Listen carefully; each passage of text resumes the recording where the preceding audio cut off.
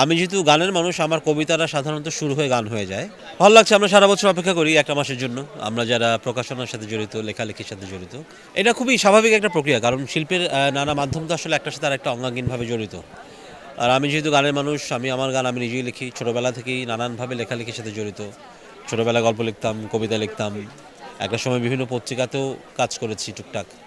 তাই সব কিছু মিলিয়ে লেখাটাকে আমার আসলে বাইরের বা আলাদা কিছু মনে হয় না।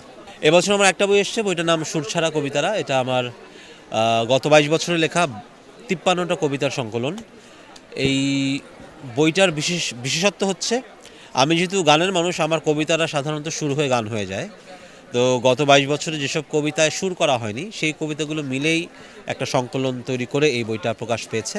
সেই জন্যই বইটার নাম সুর ছাড়া কবিতারা। কবিতার বই সাধারণত আমরা আমরা যতদূর জানি যে কবিতার বই সাধারণত পাঠক খুব কম নেয়, কিন্তু আমি গত 15-20 দিনে যা দেখছি, আজব প্রকাশ থেকে প্রকাশিত বইগুলোর মধ্যে সবচেয়ে বেশি বিক্রির তালিকায় যে 4-5টা বই আছে, আমার কবিতার বইটাও সেখানে আছে। সো আমার ধারণাটা ভুল ছিল। আমি ভেবেছিলাম কবিতার বই হয়তো মানুষ অত আগ্রহ ভরে নেবে না, কিন্তু সেটা নিচ্ছে দেখে ভালো লাগছে।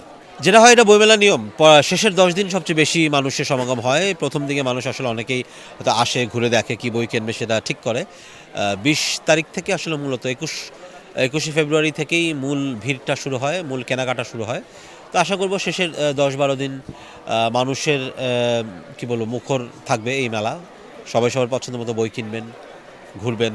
এই এই এই এই বইমেলার যে আমেজ, সেটা সবাই উপভোগ করবেন।